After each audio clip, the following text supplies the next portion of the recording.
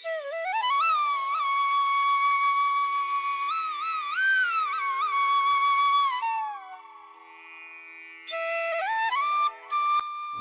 বন্ধুরা, আজ আমরা চলেছি শ্রীরামপুরের মাহেশের জগন্নাথ মন্দিরে। আমরা গেছিলাম বরানগর থেকে পাইকারি জিটি রোড ধরে। শ্রীরামপুরে মাহেশের প্রবেশের মুখেই আছে একটা সুন্দর জগন্নাথ মন্দিরের তোরণ। তোরণের বাঁদিকে আছে জগন্নাথ মন্দির আর ডান দিকে রাখা থাকে রথ। পুরীর পরে দ্বিতীয় বৃহত্তম রথ হচ্ছে এই শ্রীরামপুরের মাহেশের রথ। 629 বছর বয়স হচ্ছে এই মাহেশের রথের। প্রতি বছর রথের পূর্বে রথকে মেরামত করে নতুন করে সুন্দরভাবে সাজানো হয়। আমরা এসেছি জগন্নাথ দেবের নবযৌবন উৎসবের দিনে, যা রথের দুদিন আগে এখানে অনুষ্ঠিত হয়। মন্দিরের প্রবেশের মুখেই আছে নাট মন্দির, যার দুপাশে গৌরনিতাইয়ের মূর্তি রাখা আছে। আর নাট মন্দিরের সোজাসুজি আছে গর্ভগৃহ, যেখানে শ্রী জগন্নাথ দেব বিরাজ করছেন সুভদ্রা আর বলরামের সাথে। 1396 সালে ধ্রুবানন্দ ব্রহ্মচারী এই মন্দির প্রতিষ্ঠা করেন। নিমকাঠের তৈরি এই জগন্নাথ দেবের মূর্তি। মাহেশকে দ্বিতীয় নীলাচল বলা হয়। শ্রী চৈতন্যদেব, রামকৃষ্ণ, সারদা মা সকলের চরণধূলি পড়েছে এই মন্দিরে। মন্দিরটি দেখতে খুবই সুন্দর। মূল মন্দিরের বাঁদিকে আছে আরও 4টি ছোট ছোট মন্দির, যার মধ্যে একটিতে আছে মহাদেব ও হনুমানজি, আরেকটিতে আছেন রামকৃষ্ণ, সারদা মা, আরেকটিতে আছে নীলমাধবের মূর্তি। আজ নীলমাধবের মূর্তিটি এখানে নেই, জগন্নাথ দেবের সাথে আছেন উনি, আর আছেন শ্রী চৈতন্যদেবের মূর্তি।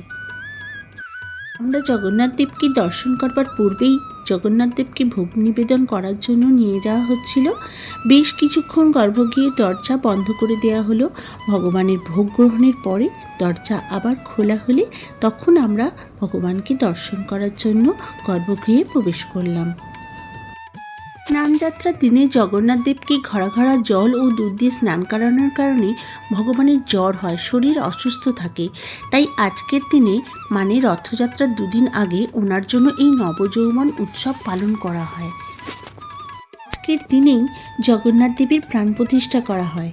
অঙ্গরাগ হয় জগন্নাথ দেবের, স্বর্ণালঙ্কারে ভূষিত করা হয়। আর এই একটি মাত্র দিন যেদিন জগন্নাথ দেবের হাত দেখা যায়। আজকের দিনে ভগবানের দর্শন পেয়ে মন প্রাণ ভরে গেল।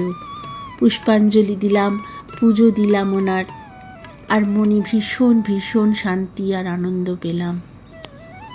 জগন্নাথ দেবের পুজো দেওয়া শেষ হলে মন্দিরটিকে খুব ভালো করে দেখছিলাম। আজ মন্দিরে বেশ ভিড়। মন্দিরের ডান দিকে একটা স্টেজ বানানো হয়েছে। সন্ধেবেলা এখানে সাংস্কৃতিক অনুষ্ঠান হয়। এইবার আমাদের ভোগ গ্রহণের পালা। ভোগ প্রসাদের কক্ষটি বেশ বড়, চেয়ার টেবিল রাখা আছে। ভোগ গ্রহণের সময় হচ্ছে দুপুর 12টা থেকে 3টে পর্যন্ত।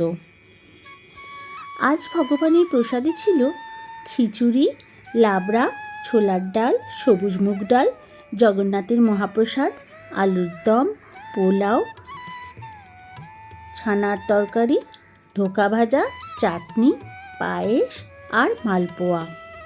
সবকটা রান্নাই কিন্তু বেশ সুস্বাদু ছিল। আমার কিন্তু খুব ভালো লেগেছে।